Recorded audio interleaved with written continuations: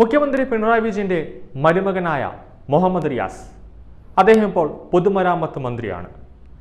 എല്ലാ കാലത്തും അദ്ദേഹം എയറിലാണ് നിൽക്കുന്നത്. സോഷ്യൽ മീഡിയ അദ്ദേഹത്തിന് നല്ലപോലെ എയറിൽ നിർത്തും.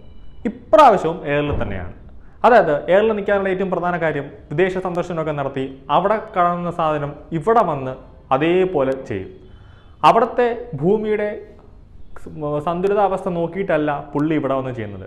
എന്തെങ്കിലും പേര് കിട്ടാൻ വേണ്ടി മാത്രം തിരുവനന്തപുരത്ത് വന്നിട്ട് എന്തെങ്കിലുമൊക്കെ ഒരു പുതിയ പദ്ധതി ചെയ്യും. നമുക്ക് കണ്ടതാണ്. പുതിയ പാലമൊക്കെ വെച്ചു, അത് തകർന്നു വീണു. ഇപ്പോൾ ഒരു എയറിൽ നിൽക്കുന്ന ഒരു പ്രധാന കാഴ്ച എന്താണെന്ന് വെച്ച് കഴിഞ്ഞാൽ മുഹമ്മദ് റിയാസ് ഒരു റീൽ ഉണ്ടാക്കി അങ്ങ് ഇട്ട് കൊടുത്തു, ഫേസ്ബുക്കിൽ അങ്ങ് അപ്ലോഡ് ചെയ്തു. ONV കുറുപ്പ് ഗാനം രചിച്ച് യേശുദാസ് പാടിയ കാതിൽ തേൻമടിയായി പാടൂ നീ എന്ന് പറഞ്ഞ പാട്ടാണ് ഇട്ടത്. നഗരം പ്രളയത്തിൽ മുടിഞ്ഞു നിൽക്കുന്ന അവസ്ഥയിൽ കൊച്ചി, ഇടപ്പള്ളി ഉൾപ്പെടെയുള്ള പ്രധാന സ്ഥലങ്ങളും തിരുവനന്തപുരത്ത് ആയിരക്കണക്കിന് ജനങ്ങൾക്ക് വീട്ടിൻ്റെ പുറത്തിറങ്ങാൻ പറ്റാതെ കഷ്ടപ്പെട്ട് കിള്ളിയാറ്, കരമ്പനയാറ്, നെയ്യാർ ഡാമെല്ലാം കര കവിഞ്ഞ് ഒഴുകുന്ന ഒരു അവസ്ഥയിലേക്ക് എത്തുമ്പോഴാണ് പുള്ളി തോന്നിവാസം കാണിക്കുന്നതെന്ന് നമ്മൾ ഓർക്കണം.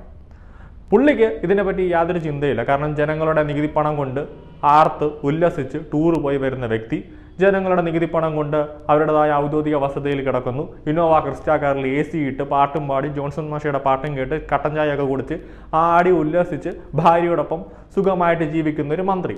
പാവപ്പെട്ടവൻ്റെ കാര്യം എന്താണെന്ന് അറിയേണ്ട കാര്യം പുള്ളിക്കാരനില്ല. അതുകൊണ്ട് തന്നെയാണ് ആ പാട്ടെടുത്ത് ഇട്ടതേ ഉള്ളൂ. ബമ്പർ ഹിറ്റ് എന്ന് പറയുന്ന പോലെ അത് ഫേസ്ബുക്കിൽ ഹിറ്റായി. പിന്നെ പുള്ളിക്ക് ചെവിതല കേൾക്കാൻ പറ്റാത്തൊരവസ്ഥയാണ്. ഫേസ്ബുക്കിൻ്റെ ഫോണ് കിടന്നിങ്ങനെ വൈബ്രേറ്റാണ്. പല മെസ്സേജുകൾ വന്നുകൊണ്ടിരിക്കുക പുള്ളിക്കാരനെതിരെ. അങ്ങനെ ഡിലീറ്റ് ആക്കിയോ ഇല്ലയോ എന്നുള്ള കാര്യം അറിയില്ല. അതൊന്നാമത്തെ കാര്യം. അപ്പോൾ ഇത് ഈ പക്വതയോടുകൂടി മുഹമ്മദ് റിയാസ് നിങ്ങൾ പെരുമാറണം. നിങ്ങൾ പൊതുമരാമത്ത് മന്ത്രിയാണ്. നഗരം സ്മാർട്ട് സിറ്റിയുടെ പേരും പറഞ്ഞ് വെട്ടിപ്പൊളിച്ചിടാൻ തുടങ്ങിയിട്ട് വർഷങ്ങളായി. വഴുതക്കാട് തമ്പാനൂർ റോഡ് വെട്ടിപ്പൊളിച്ചിട്ട് നന്നാക്കിയത് 1.5 വർഷം കഴിഞ്ഞിട്ടാണ്. ഇപ്പോൾ നിങ്ങൾ പറഞ്ഞിരിക്കുന്നു വെറും 25 ദിവസം കൊണ്ടത് മാറ്റിത്തരാതെ. കൗണ്ട് ഡൗൺ, മാതൃഭൂമി ഉൾപ്പെടെയുള്ള ചാനലുകൾ സ്റ്റാർട്ട് ചെയ്തിട്ടുണ്ട്. നിങ്ങൾ പറയുന്ന ദിവസം കൊണ്ട് അത് തീർക്കാനും പോകുന്നതുമില്ല. പിന്നെ അഥവാ തീർത്താലും പിറ്റേ ദിവസം രാവിലെ കേരളത്തിൽ മാത്രം കണ്ടുവരുന്ന ഒരു കലാരൂപമുണ്ട്. വാട്ടർ അതോറിറ്റിക്കാർ കുറച്ച് ബംഗാളികളെ വിളിച്ചുകൊണ്ട് വന്ന് നമാട്ടിയും കോടാലിയും കൊണ്ട് ആ റോഡ് വെട്ടിപ്പൊളിക്കും. പിന്നെ അത് മൂടില്ല. പ്രതിഷേധം വരുമ്പോൾ കുറച്ച് മണ്ണിട്ട് മൂടും. അവസാനം അടുത്ത മഴ വരുമ്പോൾ അത് പൊട്ടിപ്പൊളിഞ്ഞ് തരിപ്പണാവും, അപകടം പറ്റും, മരണം സംഭവിക്കും. ഇതാണ് അവിടെ ചെയ്യുന്നത്. സാധാരണക്കാരൻ്റെ വണ്ടി കേടായാൽ അവൻ്റെ പോക്കറ്റിൽ നിന്ന് പൈസ ചിലവാക്കി വണ്ടി നന്നാക്കണം. നിങ്ങളുടെ വണ്ടി ചിലവായാൽ ജനങ്ങളുടെ നികുതി പണം എടുത്താണ് നിങ്ങൾ വണ്ടി നന്നാക്കുന്നത്. അതിപ്പോൾ നന്നാക്കാറൊന്നും നിൽക്കാറില്ല. പിണറായി സർക്കാർ അധികാരം ഏറ്റപ്പം മുതൽ വണ്ടിയുടെ ടയർ എത്തി തേഞ്ഞെന്ന് അടുത്ത വണ്ടിയാണ് വിളിക്കുന്നത്. ഓരോ വണ്ടി ഇറങ്ങുമ്പോഴും ഓരോ പുതിയ വണ്ടിയാണ് നിങ്ങൾ എടുത്തുകൊണ്ടിരിക്കുന്നത്. അത് വേറെ കാര്യം.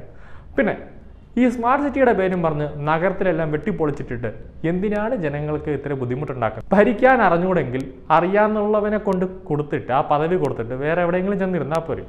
ഇപ്പോൾ ഒന്നുമില്ലെങ്കിൽ CPM ഇടുന്നതാ പറഞ്ഞാൽ മതി. ഏതെങ്കിലും കൊണ്ട് ഒരു പ്രയോജനമില്ലാത്ത യുവജന കമ്മീഷൻ ഉണ്ടല്ലോ, അതിലേതെങ്കിലും ഒരു ചെയർമാൻ പദവിയോ ഏതെങ്കിലും ഒരു ചെറിയൊരു സ്റ്റാഫായിട്ടോ മുഹമ്മദ് റിയാസ് നിങ്ങൾക്കത് തരും. പിന്നെ നിങ്ങൾക്ക് ഇഷ്ടം പോലെ പണം ഉള്ളത് കൊണ്ട് ജോലി എടുക്കേണ്ട കാര്യവും ഇല്ല. അതുകൊണ്ട് ഈ പ്രളയം വന്ന് നിൽക്കുന്ന സമയത്ത് മന്ത്രി എന്ന നിലയിൽ ചെയ്യേണ്ട ഉത്തരവാദിത്തങ്ങളുണ്ട്. അത് നിർവഹിക്കണം. അല്ലാതെ ചുമ്മാ കൊച്ചു പിള്ളേരെ പോലെ റീലും ചെയ്ത് പാട്ടുപോയിട്ട് നടക്കരുത്. നിങ്ങൾ മന്ത്രിയാണ്, അല്ലാതെ പ്രതിപക്ഷത്തിരിക്കുന്ന സാധാരണ ഒരു യുവജന സംഘടനയുടെ നേതാക്കന്മാരല്ല. അപ്പോൾ അതനുസരിച്ച് പെരുമാറാൻ നിങ്ങൾ ശ്രമിക്കണം.